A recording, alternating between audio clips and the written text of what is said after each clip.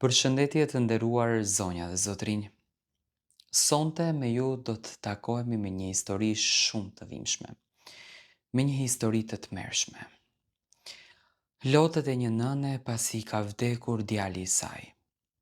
Djali i ka lënë një djalë, por nusja nuk lejon që kjo nën të takon amanetin e të birit në këtë botë, nipin e vet. Ai më ka shkruar një letër dhe më ka kërkuar që unë ta lexoj. Unë do ta lexoj me shumë dashuri, por njëkohësisht edhe me dhimbje. Unë jam një nën. Një nën që dikur kishte gjithçka. Kisha djalin tim. Dritën e syve të mi. Arsyeja pse zgjohesha çdo mëngjes me buzëqeshje, edhe kur jeta më kishte lodhur. Ai ishte krenaria ime. Ishte krau im i djathtë. Ishte gjithçka që unë realisht kisha ndërtuar me sakrificë. Por sot jam e vetme. Djali im nuk jeton më. E kujtoj si sot ditën kur e mora në krah për herë të parë. Ishte aq i vogël, aq i pafajshëm. I premtova vetes që do ta mbroja nga çdo e keqe e kësaj bote. Dhe për vite të tëra unë e bëra këtë gjë. E rita me mund, e rita me djers, me netët pa gjumë. Nuk kishte rëndësi sa e vështirë ishte jeta. Unë e përballoja vetëm që ai të mos e ndjente mungesën. Ai u rit, u bë burr. U martua e u bë baba. Dhe kur mbajta nipin tim për herë të parë në duar, mendova se Zoti më kishte dhënë një arsye tjetër për të jetuar. Por nuk e dija që realisht lumturia ishte kaq e shkurtër. Një ditë, një telefonat, një lajm që ma coptoi shpirtin për gjithmonë. Djali yt nuk jeton më.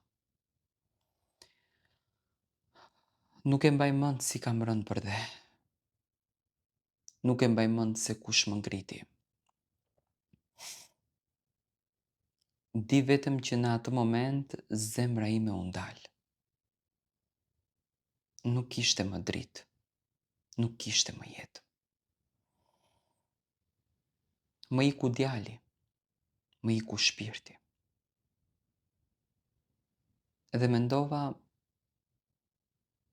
të paktën e kam nipin tim.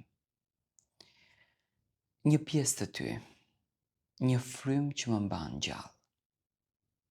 Mendova se do ta përqafoja çdo ditë. Do t'i tregoja për babain e tij.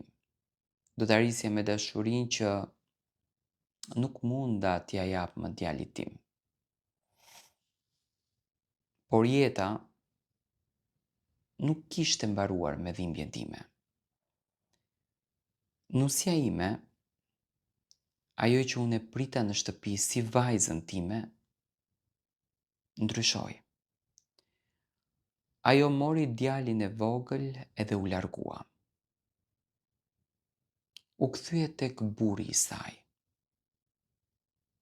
Dhe mua më la jashtë jetës së nipit tim. Ju luta, i shkova në derë, i thash, të lutem, mos ma merr edhe këtë. Është gjaku i djalit tim, është gjithçka që mua më ka mbetur. Por ajo më mbylli derën.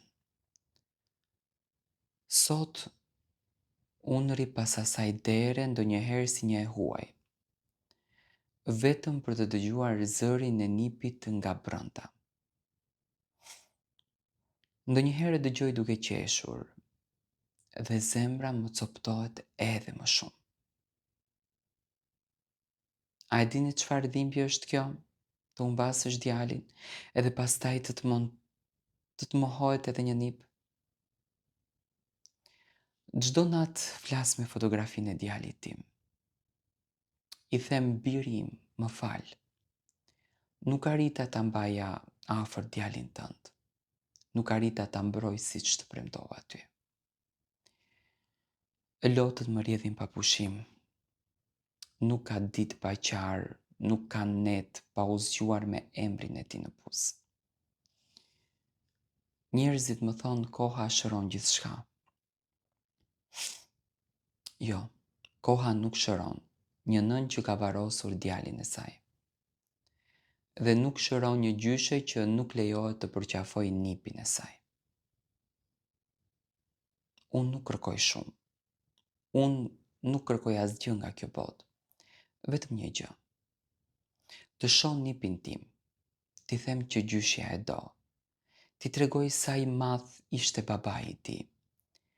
T'i jap një përqafim që ndoshta do të më mbajë të gjallë edhe pak. Sepse e vërteta është kjo. Unë nuk jam më duke jetuar. Unë vetëm po marr frymë për ditën kur ndoshta do ta shoh edhe një herë. Dhe derisa ajo ditë të vi, këto lot nuk do të pushojnë kurrë. Në fakt kjo është një letër shumë e dhimbshme që nusja në fjalë do ta kuptoj shumë mirë dhe ju kisha lutur që këtë rrëfim ta bëni sa më shumë viral. Ajo do ta di se për kë bëhet fjalë. Ajo vajzë është martuar në një familje tjetër, unë nuk e paragjykoj as pak, është përzgjedhja e saj dhe uroj që të jetë vetëm e lumtur. Por nuk është njerëzore dhe nuk është e bukur që t'ja mohosh një amanet në këtë univers, djalin e djalit, një nëneje që është e përvoluar, një nëne që është djegur në shpirt, një nën që domethënë çdo ditë ballafaqohet me një humbje shumë të madhe. Edhe t'ja mohosh asaj nëneje djalin, çfarë ke bërë ti? Ti thjesht ke treguar që je njeri pa shpirt. E mendon që jeta është një karma dhe nesër mund të të kthehet ti? Si do përballosh ti vetë këtë gjë, ndaj më thuaj?